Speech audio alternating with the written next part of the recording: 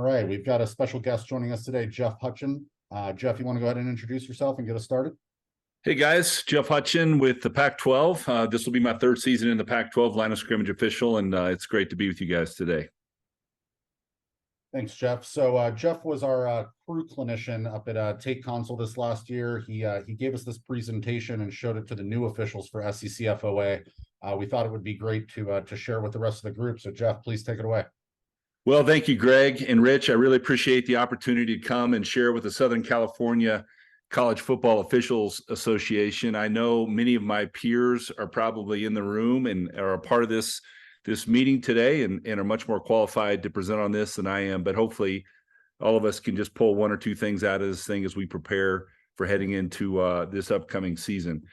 Greg had asked me to share this. As he mentioned, I shared this a little bit with his crew that he was overseeing in preparation for the Take Council camp. And so hopefully some things here as it relates to how do we operate at the highest peak as we're heading into this season. Many people will have either new crews or maybe one or two members of their crew, or maybe you've moved up and you're working in a completely different conference. And what are the keys, at least what I believe are the keys to operating at a peak performance as not only as an individual, but also as a crew. So let's just dive into this. All right, the first point I want to talk about in operating as a peak crew is, the first one is professionalism. Just a couple of points I want to make here. The aspects of professionalism. First of all, just being on time. You know, it's amazing to me when I work with a crew, how often sometimes guys or gals are late on their assignments, late to come into meetings, late to getting on the field. These are all things that we control. All these aspects of professionalism are absolutely things that we have 100% control of. And what's difficult about what we do is much of what we do, we have zero control over. And so the things we do have control over, we have to manage those things to our utmost ability as it relates to professionalism. So being on time. The second one is just being fit. You know, you look at these two individuals on the screen. You have one on the right here. I believe that's our ultimate boss. And I really did not pick him to get brownie points, but he just looked really sharp in his uniform here. He's nice. It's tailored. He looks good. He's got a flat stomach. He's worked out. He looks good. And it's amazing to me on the football field how much credibility we gain instantly simply by the way we look in our uniform. It's just a fact of life. So we can control that. We got to be well groomed. We got to be tailored in our uniforms. If you're not tailoring your uniform, you're making a mistake. Take that thing in, spend a little bit extra money, get it nice and tailored, and it just adds to the professionalism for you and your crew. Another aspect of professionalism that's important is just being prepared, showing up to a meeting, showing up to a pregame, showing up to your game, prepared and ready to go. You know, life is filled with distractions. We all have a lot of things going on in our world, but we have to find a way to have that mental discipline to be able to set those things aside, prepare, do the work in advance. So when we show up on Saturday, when we show up on Friday, when we show up for that game, that we have done everything humanly possible to get ready for what's about to be presented to us. Much of what we see in front of us is we don't have to be surprised by if we prepare and we're watching film and we know what our teams are doing. We know the formations they're running. We know their intricacies and things of that nature that we can expect and begin to see plays unfold, and it doesn't surprise us when it happens. The last part of professionalism, which is vitally important to success and operating at a peak performance, is learning to own your position. You know, whether you're working a 7-man crew or an 8-man crew, the way that they've designed the mechanics for us is literally every single part of that field and every position on that field should have eyes on it. And so what we need to do as a crew is learn to trust one another, and that trust begins with each and every person owning their position and taking 100% responsibility of things that have been placed in your lap. So that's the first point of operating at peak performance, is professionalism. The second one is execution. I said this earlier, but everyone has to do their job. You know, as we study the mechanics and as we know our mechanics, we operate in those mechanics. If we operate those mechanics as they've been designed and as they've been written, it will dramatically increase our ability to not only have great judgment on the calls and the plays as they unfold before us, but it's also going to be in a position for us to ultimately do every aspect of our job that we need to do, including things like handling the ball, getting the ball into play as quickly as possible, as efficiently as possible, not allowing the ball to hit the ground, penalty administration. We operate as a cohesive unit, as a crew. As a foul comes in, each of us is owning our position, owning our job, whether we are communicating with a coach to get some sort of a decision that needs to be made, we're communicating with the down box, we're communicating with the chains, whatever we might be responsible for in that moment as it relates to penalty administration. As soon as a foul is thrown and the clock is killed, each of us kicks it to their job, and it just increases our ability to operate at a much higher and more efficient level. The last one I want to talk about here is important, and that is moving at an appropriate pace. Oftentimes the game, gets quick, it gets faster and faster, and we feel like we have to hurry. And the problem is, when we hurry, we sacrifice accuracy. And so we need to operate at a pace that we can officiate well, that we can move well, we can get in position well, we can allow our minds to slow down in order to take in the information that's presented to us in the play before us. And what happens is, as teams begin to speed up, we feel like we need to speed up. And again, it sacrifices accuracy, and it sacrifices our ability to officiate at the highest level. So you have to understand the flow of the game. You need to understand the time of the game. There's times where a quicker pace is necessary. Absolutely. But we still have to make sure that we are in the best position to be able to arbitrate that play that's being presented to us. So make sure you operate at an appropriate pace and move at an appropriate pace. Let's talk about the A in PEAC. That is accuracy. These are obvious ones, and some, you've been hearing since the very first day you started attending camps, but we absolutely have to make sure that we're just calling those big ones. Accuracy will go up dramatically as we call the big ones. We're going to take our chances with the no calls, but with the ones that are presented to us that are obvious and are big, we need to have a flag down on the ground. Don't guess. And that's a part of that. We need to be 100% certain when that flag leaves your belt. You need to be 100% certain that you have a foul on the field.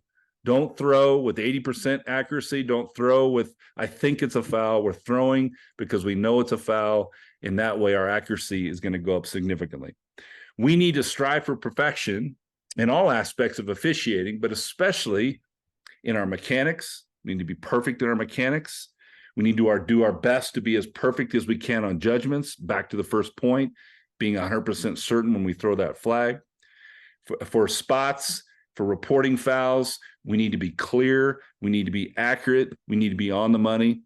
And the last part of accuracy is you should strive to become the rules guru on your crew. You want to be that guy or that gal on your crew that when some sort of question comes up and there's some sort of confusion on the field about maybe an interpretation of a foul, you need to be the one that steps up and has the ability to save the crew. That should be something each and every one of us strives for, is to become that rule person for your crew. The last one, to operate at peak performance as a crew, maybe the most vital aspect of peak performance is communication. For a crew, it starts with foul reporting.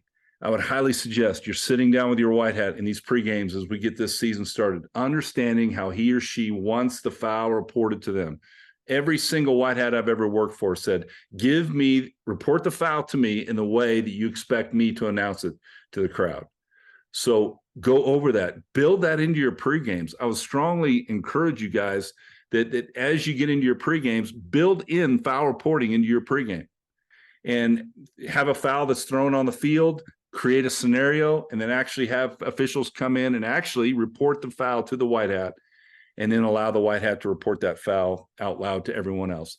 Repetition and doing it over and over again, reporting it the same way every single time will eliminate distractions, will eliminate confusion, and allow for nice, clear communication within the crew, but also just as importantly with the coaches, players, and the fans that are there.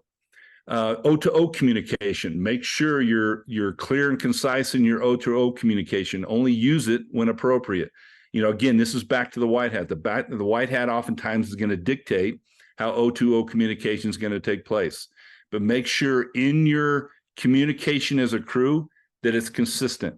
So when you're making statements, when you're talking about 5 will get you 1, you're saying the same thing every single time over the O2O. You're not mixing it up, creating confusion, creating some sort of a riddle for everyone to have to figure out. Make sure we're consistent with our communication within our crew, and that'll just improve our performance overall. Our signals, all of our preliminary signals, things of that nature. Don't ask questions on a field amongst yourself as a crew. Instead, state facts. Questions create riddles. Think about it. When you throw a flag on the field, there's 1,000 things going through your brain. You're trying to replay real quickly. You're replaying that play in your mind to make sure you have the right thing. Then you're trying to get a number. You're trying to get potentially a yard line. There's a lot of things that flood into our brain when a flag goes in the ground. The last thing we need is a fellow official coming up and asking us a question. If there needs to be communication between 2 officials, after a flag is down on the ground, make sure you're stating facts. Don't ask questions, and it'll help with clarity for you to get to the right answer, to the right response as fast as possible. Okay? With your coaches, be clear and concise in your communication with your coaches. Let me tell you this. Most coaches aren't really interested in what you have to say. Most coaches want to be heard. And so we have to improve our listening skills to be able to ask clarifying questions. Oftentimes, a coach will make a statement to you that doesn't even require a response. He simply wants to know that you hear them, okay? But if he is asking an appropriate question, if you don't have the answer right there on the spot, make sure we're quick to say, Coach, let me get that information for you, and I'll get it back to you as quickly as possible, and do what you say. If you say you're going to do something before a coach, deliver it back to them.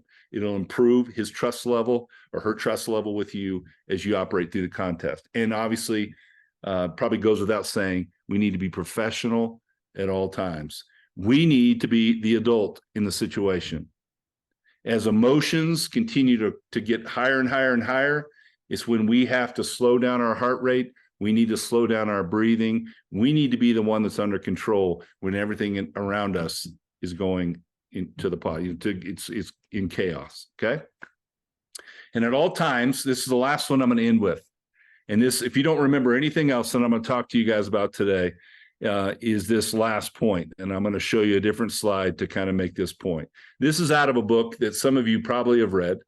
It's a book called The 7 Habits of Highly Effective People. And the number 5 habit that he talks about in this book for highly effective people is this: seek first to understand before being understood. This is vitally important, not only within your crew, but also with coaches and communication with coaches. If one of the greatest teachers that I know of is Jesus. I read scripture, and he talks about when in scripture, oftentimes what he does is when somebody will ask Jesus a question, the first thing he does is he responds with a question. Go and look at it. It happens over and over and over again. What is he doing? He's employing this actual principle right here. He truly wants to understand what's at the heart of the issue. And this will serve you guys in your marriages. It'll serve you in your professional life. It'll serve you with your other relationships with friends. It'll absolutely serve you well on a football field, that as questions are being asked and questions are being thrown at you, is seek first to understand what's at the root issue and what's really being asked before you try to speak and provide an answer. And I think if you follow that principle and the principles that we've talked about here in this presentation, I think it'll help you, and I think will help your crew have the very best season you possibly can. So I want to wish all of you guys the best of luck this year. Everybody stay healthy and have a great season.